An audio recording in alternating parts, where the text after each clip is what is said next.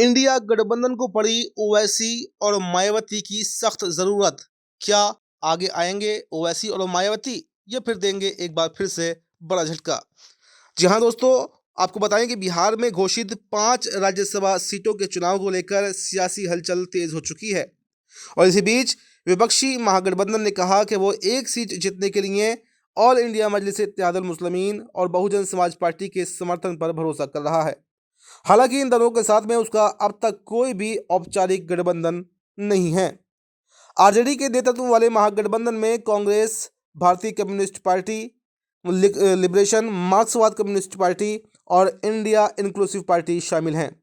महागठबंधन के पास में बिहार के अंदर 243 सदस्यीय सीटों में से 35 विधायक ही मात्र हैं, जो राज्यसभा की एक सीट जीतने के लिए भी आवश्यक न्यूनतम संख्या से 6 कम बैठते हैं। यानी राज्यसभा की एक सीट जीतने के लिए बिहार में कम से कम 41 विधायकों का समर्थन होना जरूरी है, जबकि महागठबंधन के पास 35 ही हैं। ऐसे में AIMIM के पास 5 और बसपा के पास भी बिहार में एक विधायक है। अगर इन 6 विधायकों को 35 विधायकों के साथ में जोड़ दिया जाए तो कहीं ना कहीं एक सीट यहां पर इंडिया गठबंधन के खाते में जा सकती है। आरजेडी विधायक भाई वीरेंद्र ने शुक्रवार को कहा कि प्रतिस्पर्धा के बिना लोकतंत्र अधूरा है। हम 5 में से कम एक राज्यसभा सीट तो जरूर जीतेंगे और भरपूर मेहनत से चुनाव लड़ेंगे। हमें विश्वास है कि AIMIM और बसपा व्यापक हित में हमारा साथ जरूर देगी। कांग्रेस के कमरुल हुदा और माकपा के अजय कुमार ने भी उम्मीद जताई है कि ओवैसी और मायावती ये समझेंगे कि महागठबंधन मुसलमानों और दलितों के मुद्दे पर हमेशा आवाज़ उठाते रहा है, इसलिए इस महत्वपूर्ण समय में सहयोग की अपेक्षा स्वाभाविक है।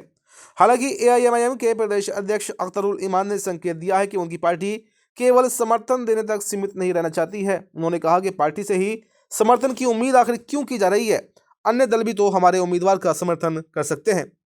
इस बीच NDA गठबंधन ने भी सभी 5 सीटों पर चुनाव लड़ने का ऐलान कर दिया है, जिसके पास विधानसभा में 202 विधायक हैं। JDU नेता अशोक चौधरी ने कहा कि सभी सीट पर जीत के लिए आवश्यक अतिरिक्त मतों की व्यवस्था भी कर ली जाएगी।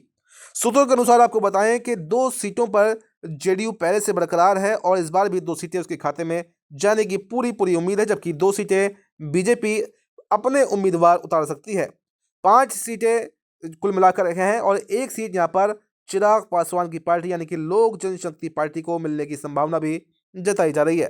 राज्यसभा चुनाव को लेकर दोनों खेमों की सक्रियता अब बढ़ गई है और आने वाले दिनों में राजनीतिक समीकरण और भी स्पष्ट होने की संभावना है। आपको क्या लगता है इस पूरे मुद्दे पर? अपनी जो भी राय हो कमेंट बॉक्स में जरूर दें और देखते रहें प्रजाहित।